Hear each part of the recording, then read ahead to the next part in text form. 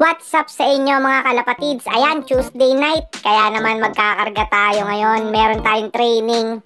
Arayat, Pampanga, yung bitaw ng ibon natin. Pero sabi nga nung coordinator natin, bandang boundary na siya ng Nueva Ecija.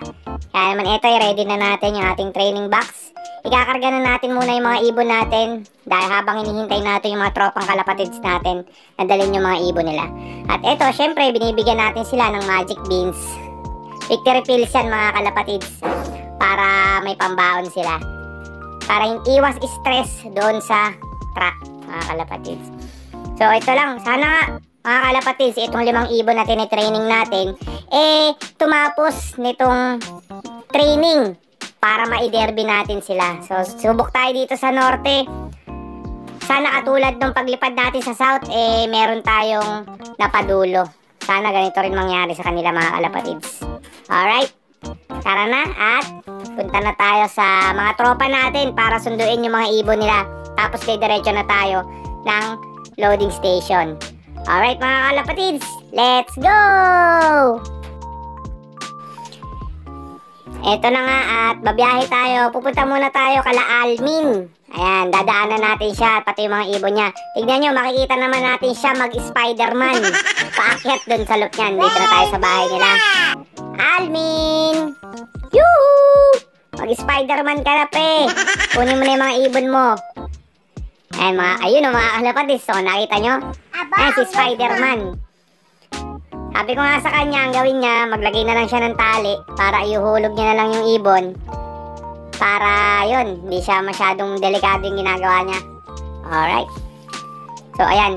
Bali, si Almin yan, kompleto pa rin yung ibon niya. 6 pa rin yung kanyang kinakarga. Ayan. Sa atin, 5 piraso yung kinakarga natin. Tapos 2 kay paring Ramil.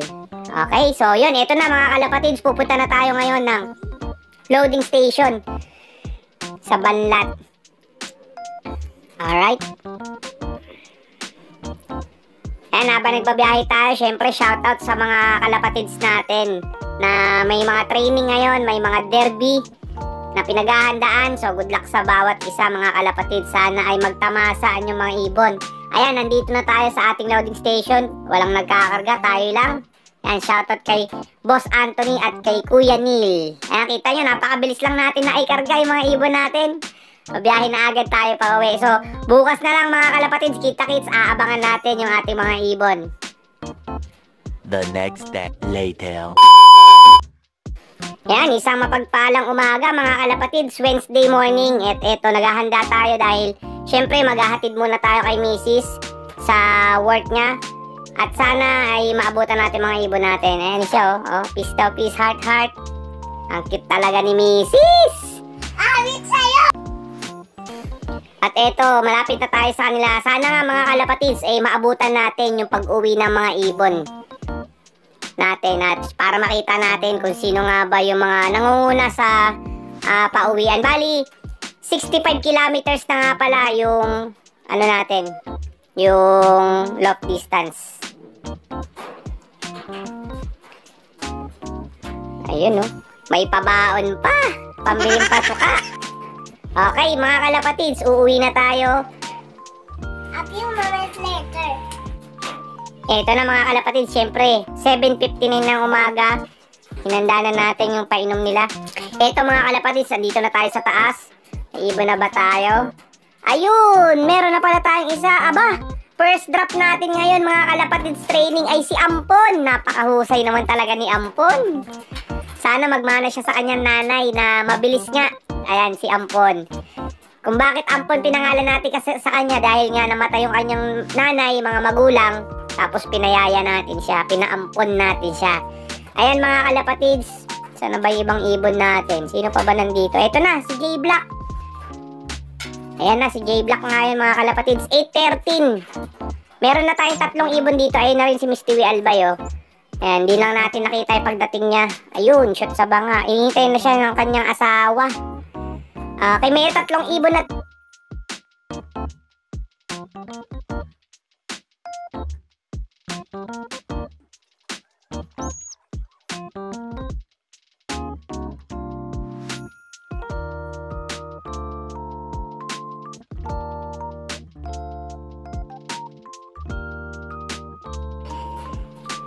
Ayan, pasok.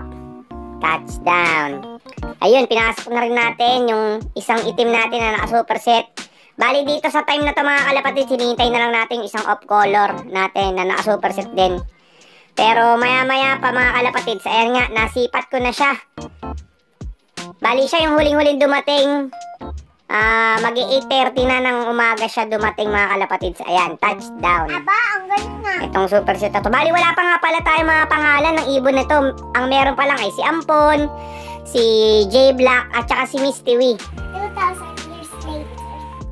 So ayan mga kalapatids, time check natin, 8:30 ng umaga. Kompleto na yung mga ibon natin, yung 5 tinitraining natin. Arayat, Pampanga nga pala, binitaw yung ibon. So boundary na Nueva Ecija. So ayos, at sana magtuloy-tuloy na yan. And abangan pa natin sa Saturday yung training pa nila. So yun, dito muna tayo mga tatapos mga kalapatids. Please like, watch, and share J Pal Paranlove TV. Ingat tayo palagi. Happy flying. God bless.